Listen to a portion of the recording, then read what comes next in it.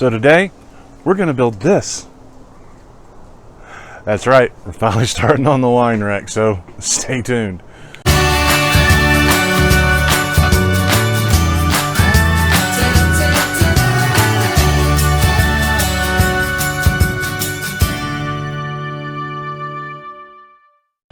Hi guys, so for those of you that don't know, my name is Michael and I am the woodworker for MK Designs. And yes, we are finally getting to the wine rack. I know it took forever.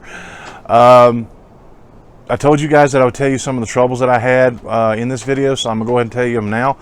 A good portion of them anyway. As you all know, I have an outdoor shop on my front deck down in the south. We call it front porch, but 6 in 1. Anyway, I was out here and I was working on it, and I had half of the pieces, the vertical pieces that you'll see in the video, already made and ready to be put together. And I was working on one of them. I was sanding it down a little bit, and it was a fairly calm day. There was a storm off in the distance over on the mountains, but it didn't seem like it was going to actually amount to much. And I have the tarps that go around. You know, I use them to keep like heat in and things like that. But when I don't have them up and it's a fairly calm day, I drape them over the rails on the deck so to keep them out of the way, but they're also right there in case I do need to pull them up real quick, because I also use them to cover my workbench and my table saw and stuff that I have to leave out here to protect them from the weather when I'm not using them. And we got what's called an outflow from that storm, and it picked up the tarp, blew it over the table, and immediately pulled it back. And when it did that, it grabbed 3 or 4 of the uprights, the pieces, the vertical pieces, and that were already put together, and threw them. And let me show you this distance. Let me pull the camera off real quick and show you this.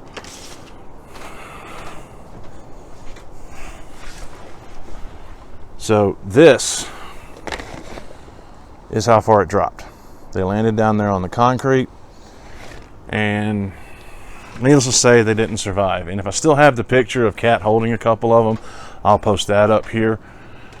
And that was one of the major issues. That a lot of times what I can do if something like that happens is I can go and I can just get a little bit more wood and redo those parts. Unfortunately, my design for the wine rack, it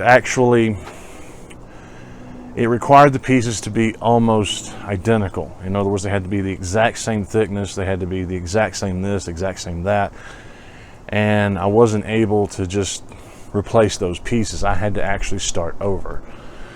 And a friend of mine who's also in the woodworking community that I'm a part of, King's Fine Woodworking Community, he has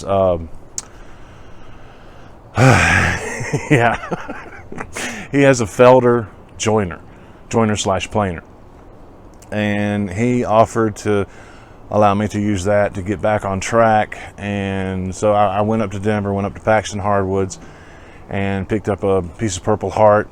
I had to get another piece of Purple Heart and go up there and get the pieces completely redone. And Mel worked with me for a few hours to get it all the pieces back, and I just brought everything back here and put it together. And yeah, so that was one of the major issues that I had. But there were a few slowdowns. You know, the weather, obviously, it started turning cooler on me sooner than I anticipated.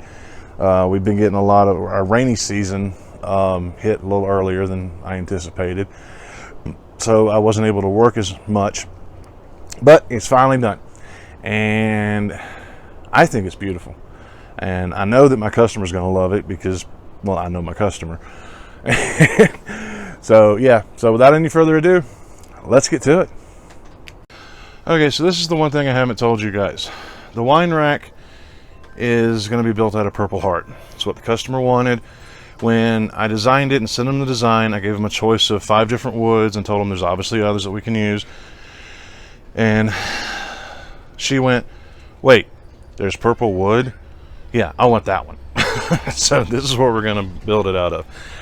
And obviously I'm going to have to cut this down before I run it over my joiner. This board will not fit on my joiner. because it is 16 inches wide, as you can see there. So yeah, that's what we're going to be building it out of, and this is kind of what we're going for. This is a mock-up that I did. This is only one vertical. The Purple Heart one is going to be 2 verticals, and it's going to be about 6 feet tall. So this is what we're going for. And as we go through it, I'll explain to you how I put it all together, and we'll go from there. So let's get started. Alright, so obviously the first thing I did was I marked all my pieces where I wanted them cut from in the wood, trying to keep grain pattern and all that in mind. And then I brought them over to the table saw and I started ripping them down.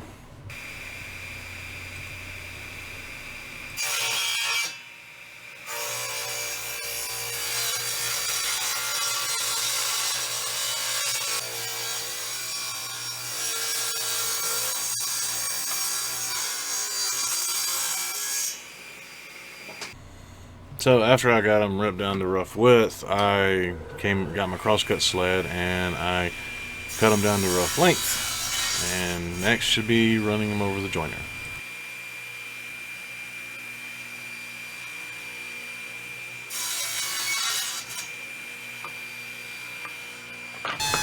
Okay, so right here is another one of the issues that I ran into.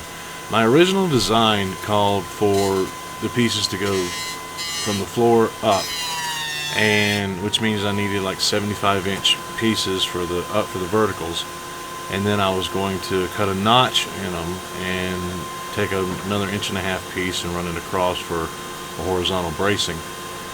The problem is I'm not sure what happened. Either I had my jack stands a little off or something. The board had a twist in it, and the joiner actually started taking more off of one end than the other, and by the time I realized what it was doing, it was too late. The board was already too thin on one end, so I couldn't do that. So I had to change my design up a little bit, and we'll get into that here in just a second. So what I wound up doing was I cut my vertical pieces a little bit shorter, and I went and got an 8/4 piece of Purple Heart, and I'm going to use that for my horizontal braces, and that will alleviate that problem. And it actually will probably make it a little bit stronger.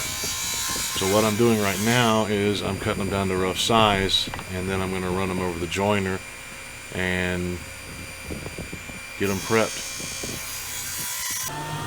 So I'm going to run them over the joiner and on 2 sides to get them perpendicular to each other and flat.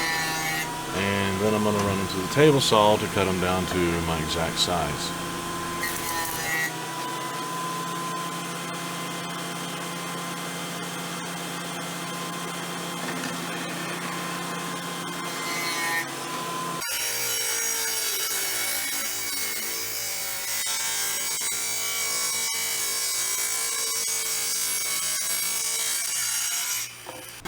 Now with those cut, I'm going to turn my attention to the other pieces. I'm going to joint one edge, one face and one edge, and then run them through the planer.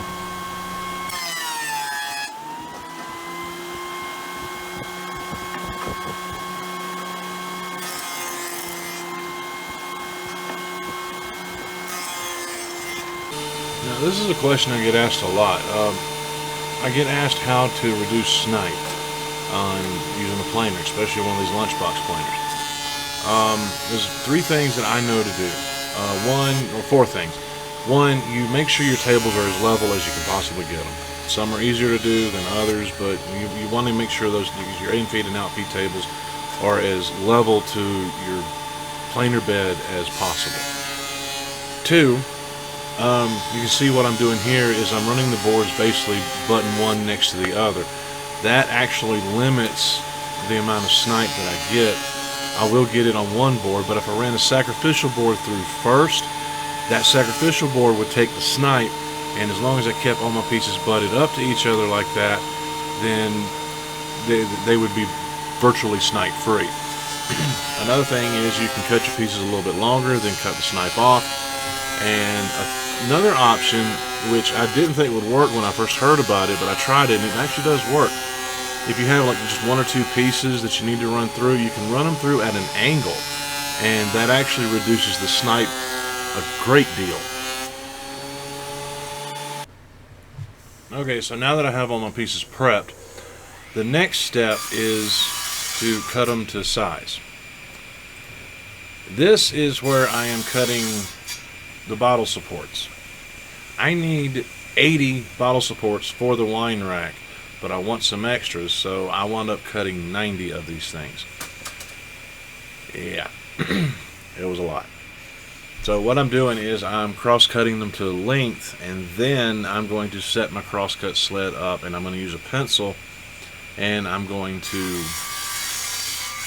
cut them to width.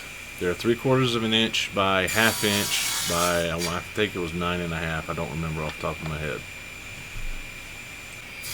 So I set my cross-cut sled up to 1/2 inch because I planed them down to 3/4 of an inch. And as you can see here, I'm using the eraser part of a pencil to hold the pieces because obviously I'm not going to put my finger in there. And I just use my crosscut sled to cut them. Now I know a lot of people are probably going to say that I should use the rip fence, but the pieces are so short that this actually worked very well. I just made sure that the end that I cut off was perfectly square. It rested up against the fence on my crosscut sled and made quick work of it.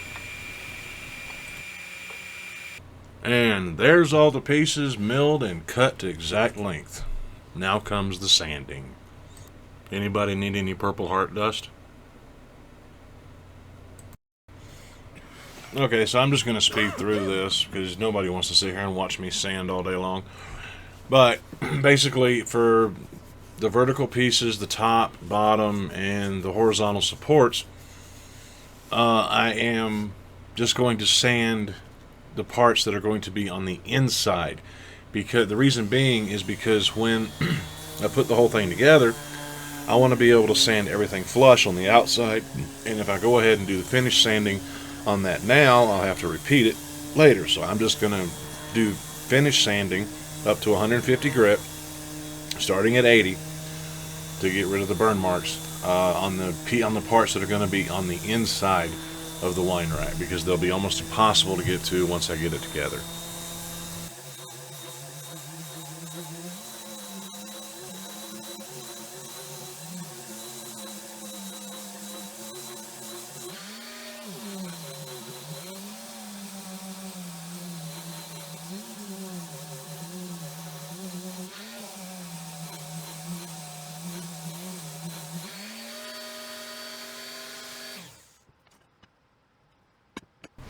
And the way I'm going to keep it straight as to which part's inside and which part's outside is I am going to mark a whole bunch of X's on the parts that are outside.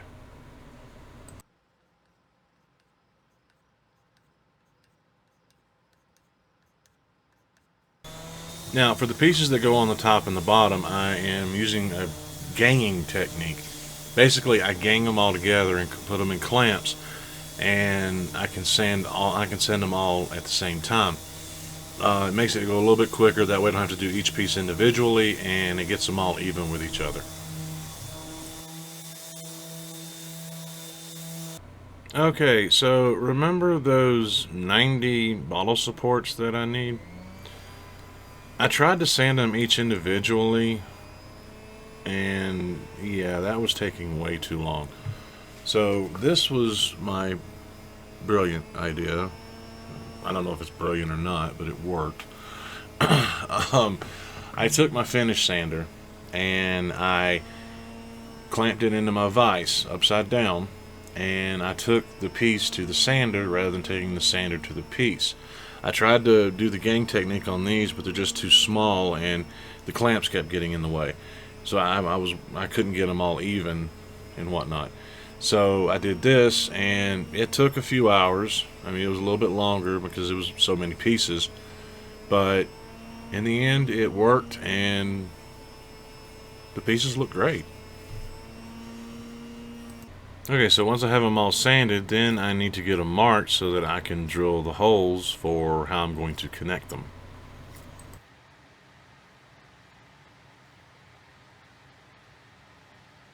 And now we see the reason I built the table for the drill press.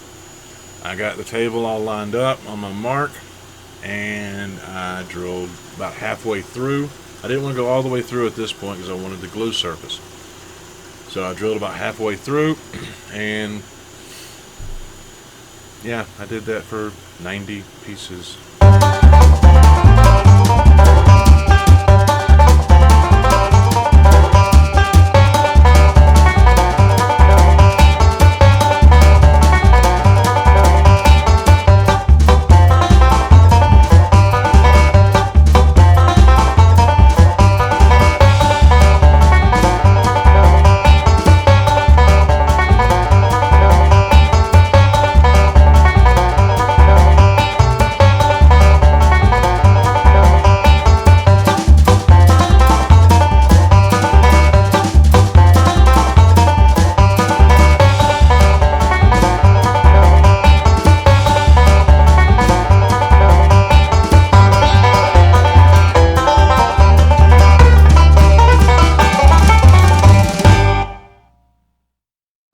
So now that I got all that done, it's time to start putting everything together.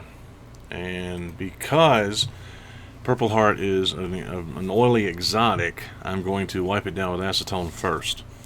So I've created this little jig to be able to put everything together. As you can see, I put one vertical piece on the left, one vertical piece on the right, and I have a spacer in the middle. I have treated the jig and all my spacers with paste wax to keep the glue from sticking. Okay, so once I have everything wiped down with acetone and I've got my two vertical pieces clamped in, I will start gluing. I apply a little bit of glue to the end of my bottle supports, and then I will put a little bit of glue on the vertical pieces, and I will clamp it down.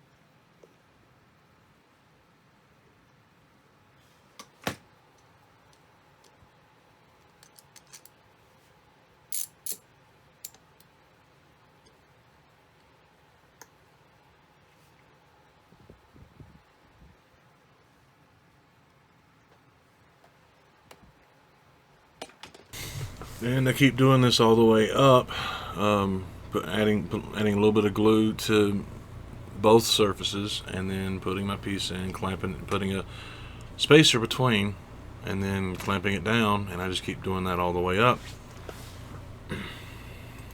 And when it's all said and done, it looks like this.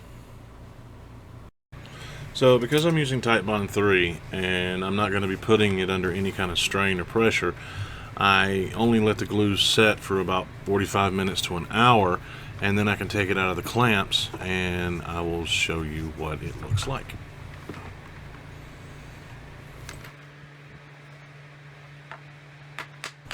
So basically the entire wine rack is made up of 1, 2, 3, 4, 5, 6, 7, 8, 9 of these pieces, all put together with those 1 inch by 1 inch cubed horizontal braces.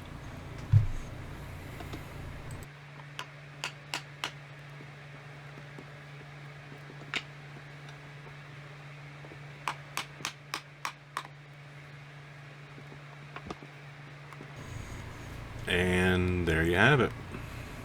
One vertical bottle support rack. So it looks like there's a storm coming in.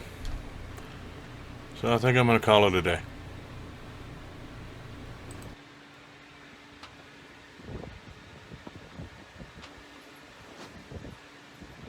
Okay, so yesterday I got outside and I started working, and you all know how my shop is set up. Well, I didn't have my tarp hanging.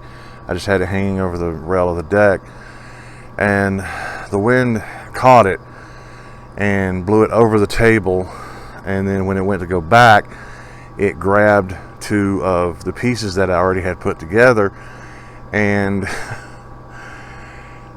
dropped them 15 feet and completely destroyed them.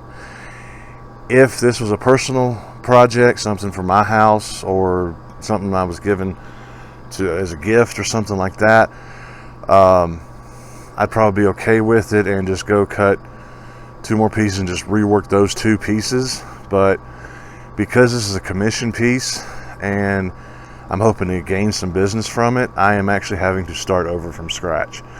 So with that said, today I am driving to Denver, going to Paxton Hardwoods to pick up some more Purple Heart and take it up to Timnath up near Fort Collins. And a friend of mine from the King's Fine woodworking community is going to help me get back on track, basically. So that's what today's about.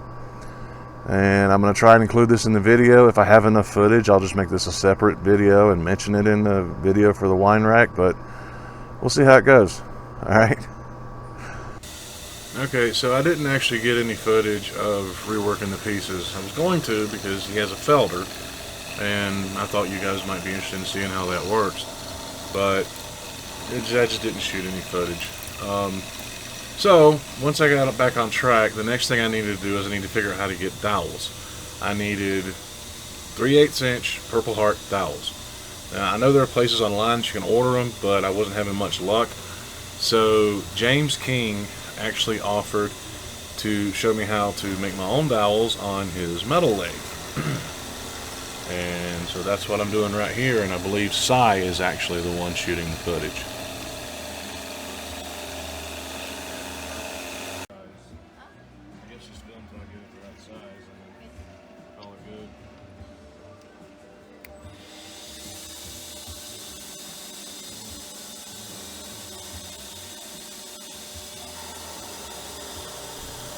So basically the way this works is you start with a square stock, obviously. Then you just take a little bit at a time and move it a little bit forward. I mean, it goes in thousandths of an inch and moves forward. And it just shaves a little bit off there and there, and you just keep checking it and keep going until you wind up with a dowel.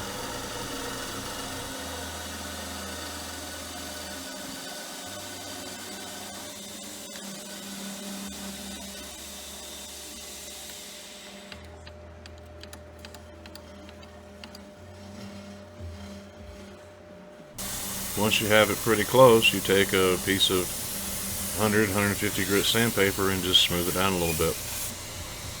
You don't want it too smooth, otherwise you might have trouble with the glue actually adhering to it. Okay, now that I have those dowels, I need somewhere to put them. So I'm taking my vertical pieces. I decided to do this now before I put any more of them together, and they break. So what I'm marking where I want the location for my holes, and I'm using a dowel jig. And I can't remember who makes this. I'll have to look. I think it's Task. That's who it is. It's Task. It's a Task doweling jig, and it's got a mark in there. You just line up the mark, and then you put a piece of tape for your depth, and you drill away. Keeps your bit straight, and you drill a straight hole. You just go to the depth that you need, and you're good.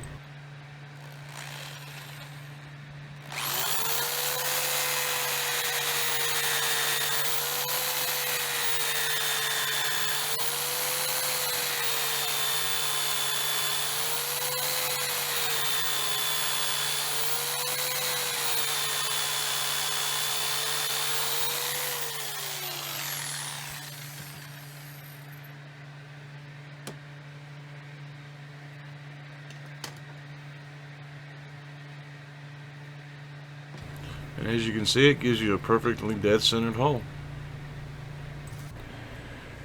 Now that I've got those holes drilled and I've got everything assembled and put together, I didn't show you the video of putting everything together again because, well, it's the same as before.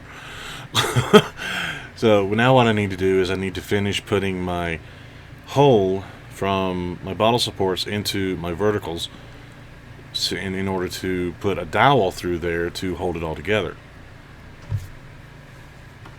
So again, I set my depth and I line up my hole with my drill bit and I drill a hole.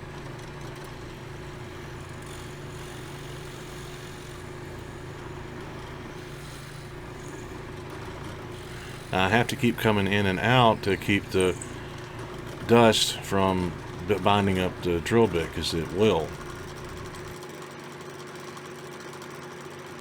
Once I have the holes drilled, I'm going to take one of the dowels and I'm going to mark it where I need the depth to be, and I'm going to take it to the bandsaw and cut it off.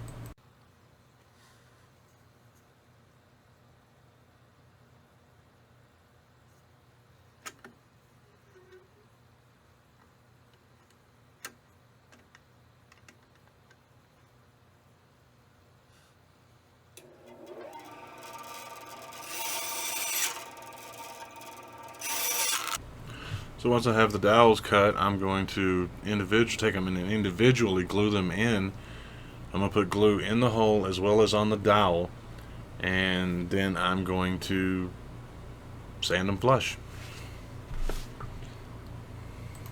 And the reason I'm not waiting for the glue to dry is because if there's any kind of gaps or anything between the dowel and the bottle support, the sanding it with while the glue's still wet will actually cause the glue to mix with, or the sawdust to mix with the glue, and it'll fill in the spot, make it almost invisible. Okay, and finally we can start assembling everything. So I'm going to start assembling it from the bottom up. So I'm taking the bottom foot, if you want to call it, and I'm attaching it to the left or right, depending on which way it faces, vertical support. And I wipe everything down with acetone, then I apply glue to both surfaces, and I'm using these Rockler corner clamps to help ensure everything winds up being perfectly 90 degrees to each other. Okay, so I just realized that I don't have any footage of how I put the centerpieces together. It's basically the same, except I had to reverse everything on the jig. I'll have to show you at some point. I have to see if I can get some sort of footage to show you. It's kind of difficult to explain, but basically everything's just reversed on the jig, and it worked out tremendously. I didn't have to worry about clamping from the sides to keep everything tight that way, because the supports on the other side were already doing that, and that way I could just put the spacers in, and it worked out great. And I also don't have any footage of how I cleaned everything up, so let me explain that real quick. Basically, because I couldn't get a wet rag in there to wipe the glue out as it was drying, I had to clean it up after I took it out of the clamps.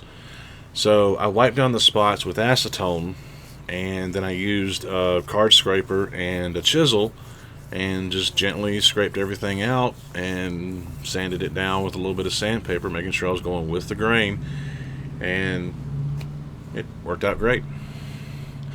So what I'm doing now is I'm connecting the center support, and I'm using I'm using spacers to keep everything where I need them at.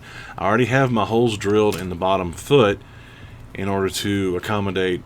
I'm going to use screws and plug them on this application instead of using dowels. So I'm just put a little bit of glue on the middle support, put a little bit of glue on the foot, and clamp it down the same as I did on the other side. Now, unfortunately, because of the way I had to clamp them, I had to actually wait for the glue to dry before I could put the right piece on. So instead of just clamping it on, I decided to go ahead and put the screws into these two pieces before I put the right side on. So I'm just drilling a little pilot hole for the screws.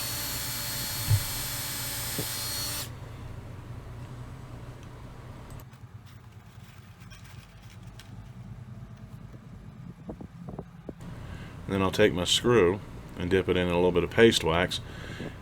Purple Heart is such a hard wood that it can actually break the head off of the screws as you're screwing it in. if you're using an impact wrench. It could do it with a screwdriver too, but you'd have to be really strong to do that, and I don't know if I'm that strong or not, and I didn't want to find out.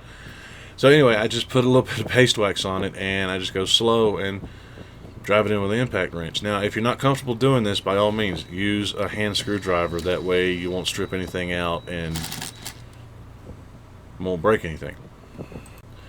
Okay, so once I got the right side done, then I just flip the whole thing over and I put the other foot on the other side.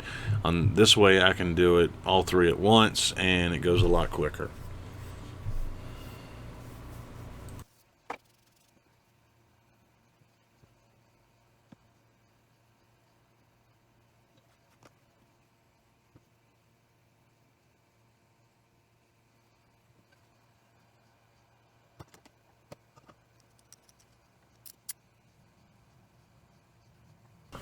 So once I have the screws in and everything's dry, I turn it upright and I clamp everything together using the spacers.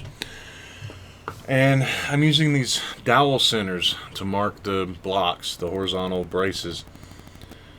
And I'll mark them, and then I'll take them to the drill press and drill the holes for the dowels to connect the verticals to the horizontal braces.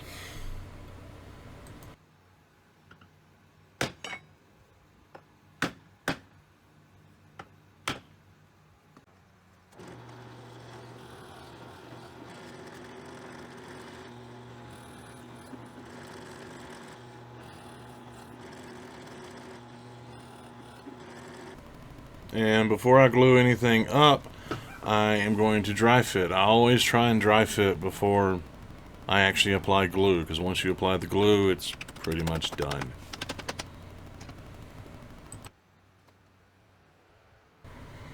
And then it's kind of the same procedure as before. I apply glue to the hole and the dowel, put the dowels in, put the block on, and clamp everything down and let the glue dry.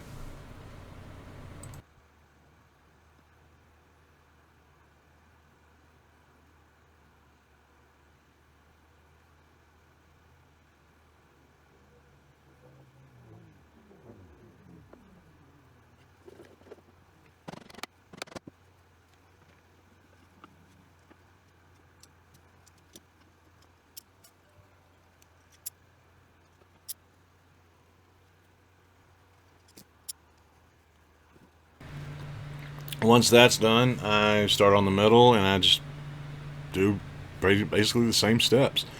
I add the glue, push the pieces on, and clamp everything down. And I continue that way all the way up. And so here's a couple of pics of it fully assembled.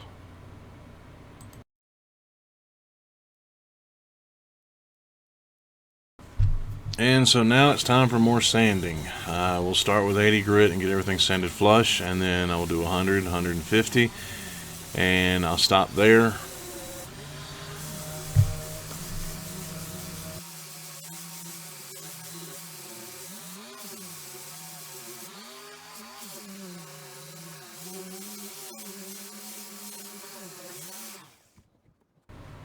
Now I wanted to show you this little trick. I actually learned this by watching Mark Spagnuolo, the Wood Whisperer. Basically, you see that gap right there, and it can be an eyesore, and it can be you can't really do anything about it. You'd have to break the whole thing and try and put it back together. So one of the things that differentiates just someone playing around with woodworking and a professional is, how do you cover this up?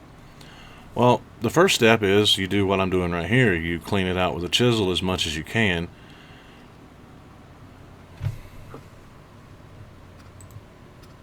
And then from there's a couple of things that you can do. One thing you can do is you can take your Titebond 3 or wood glue, whatever wood glue you're using actually, and mix it with some sawdust from your sander or your dust collector or whatever you may be using. But then there's what I like to do. I will take some glue and actually put it in the crack.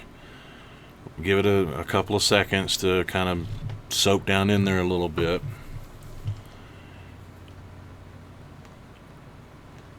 And then I will take my random orbit sander and sand it.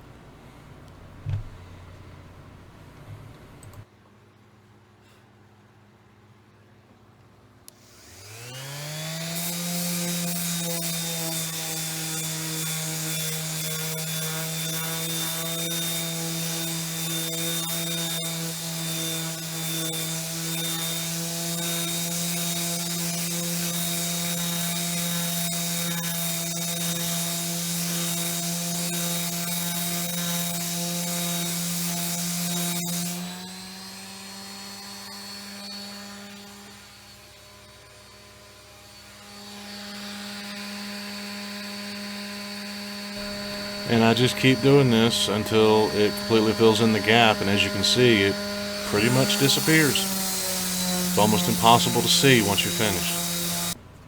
So I have two things left to do before I can start putting the finish on. The first is I have to come over and have to break all the edges. And from after I get all this done, then I am going, because it's Purple Heart, I am going to actually apply some acetone in the sunlight and try and get a rich, deep purple out of it. I didn't record any footage of that because, well, quite honestly, I forgot to set up the camera, so I apologize. But it's fairly straightforward. You wipe the acetone on in the sunlight, but you don't just let it sit there. You have to actually wipe it and wipe it off. Don't let it completely dry. And the acetone, it reacts with the oils in the wood and actually brings the purple back to the surface. And after that, I just apply the lacquer. And I use a HVLP sprayer, and I use DEFT lacquer.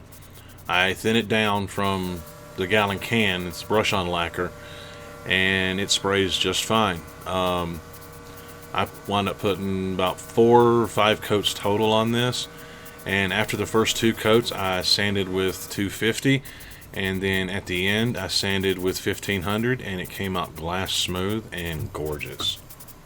And yes, you do see the next project over there, so that's a little sneak peek.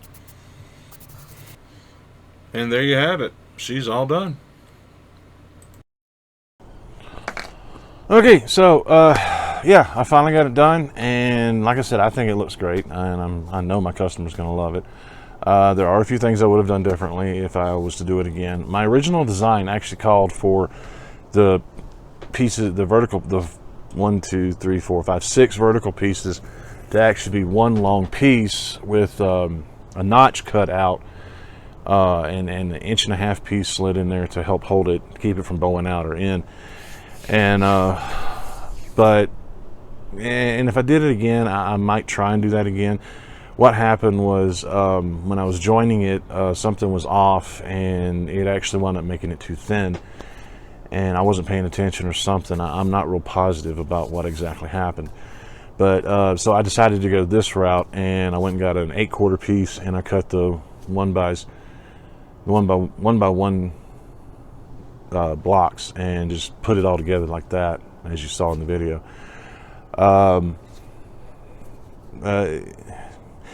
I probably would have finished sanded everything before I put it together.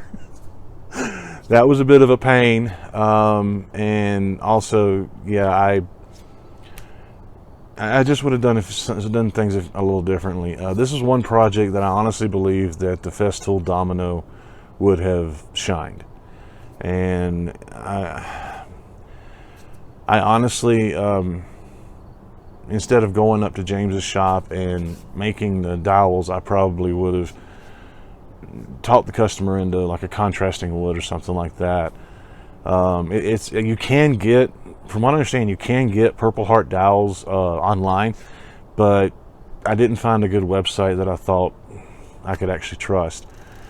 And James offered the use of his metal lathe to get the dowels done, so that's what I did. And I would have liked to have gone no metal at all, just no screws. But I wound up using the screws on the top and the bottom just to give it a little bit extra strength. And I mean, the dowels probably would have been strong enough, but it was a little easier that way too. I didn't want to run the risk of things getting misaligned at that point. So yeah, finally got it done. I'm not sure what's going to be next on the agenda. I've got a couple of projects in my head, a couple written down, but we'll get there. So yeah, until next time, happy creating.